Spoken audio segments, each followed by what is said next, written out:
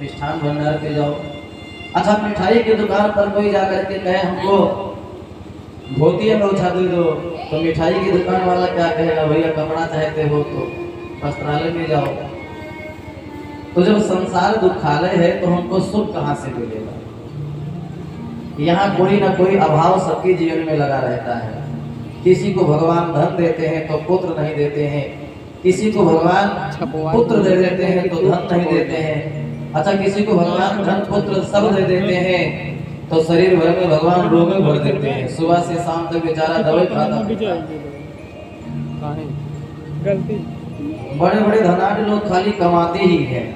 अच्छा है, गरीब लोग मेहनत करते हैं, परिश्रम करके थोड़ा कमाते हैं, ठाट से 4 रोटी खा करके शाम को भगवान का नाम लेकर सो जाते हैं। लेकिन जो अति धनवान होते हैं, अति वैभव वाले, शरीर भर में रोग भरा होता है। अब बड़े बड़े सेठ लोग देखते हैं घर में सब चकाचक भरा है रबड़ी मलाई, लेकिन डॉक्टर साहब मना कर दिए, सावधान सेठ जी, सूखी रोटी खाना नहीं, मर जाओगे, शुगर बहुत बढ़ गया, सूखी रोटी खाना, घी मत खाना, चिकना रोग हो गया। अब सेठ जी सब देखते हैं घर में सब भरा है लेकिन खा ही नहीं सकते। तो बड़े बड़े धनवानों को भी मानो भगवान दंड देते हैं। भगवान कहते हैं तुमने गरीबों का छीन करके ही तो धनार्जन किया है। अच्छा, ईमानदारी के साथ बताना, यदि कोई ईमानदारी पूर्वक जीवन जिए तो क्या बहुत बड़ा वैभवशाली हो सकता है? एक IAS PCS भी अगर ईमानदारी से जीवन जिए तो एक मकान बनाएगा, बच्चों को पढ़ा लेगा, शादी विवाह करेगा, बस इतने में ही पूरा हो जाएगा। तो अति वैभव कमाने वाले कोई परिश्रम का थोड़ा धन जुटाते हैं, कहीं ना कहीं गरीबों का छीनते हैं। अच्छा, गजब की बात एक है, समाज का जितना बुद्धिमान लोग दोहन करते हैं उतना मूर्ख लोग दोहन नहीं करते हैं। जो पढ़े लिखे लोग होते हैं वास्तव में वही समाज का दोहन करते हैं, वही निचोड़ते हैं समाज को। तो अन्याय अनिष्ट से कमाने वाले को भगवान दंड देते हैं। भगवान कहते हैं तुमने गरीबों को खाने नहीं दिया, छीन लिया, तो बेचारा अभाव के बिना मर रहा है और तुम देख देख करके मरोगे। खाने तो तुमको भी नहीं दूंगा, क्योंकि तुमने गरीबों को रोटी नहीं खाने दिया तो तुमको हम कुछ भी नहीं खाने देंगे, सूखी रोटी खाओ। तो संसार दुखालय है, यहाँ हर प्रकार से कोई सुखी नहीं हुआ है। चक्रवर्ती सम्राट अयोध्या के नृपति, जिनके यहाँ साक्षात भगवान 4 रूप में पुत्र बन करके आए, जितना सौभाग्य दशरथ जी को सुलभ हुआ उतना किसी को मिल नहीं सकता है। चक्रवर्ती सम्राट और साक्षात भगवान ही उनके यहाँ पुत्र बन करके आए 4 रूप में। और दशरथ जी ने संकल्प लिया कि कल अयोध्या के राजगद्दी पर भगवान श्री राम को राजा बनाऊंगा। लेकिन रातों रात मंथरा ने ऐसा खेल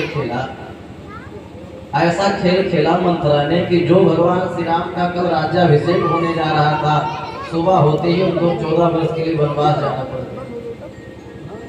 अच्छा, रामचरितमानस में जब गोस्वामी तुलसीदास जी ने मंथरा का परिचय दिया तो बड़ा मतलब गजब का परिचय दिया।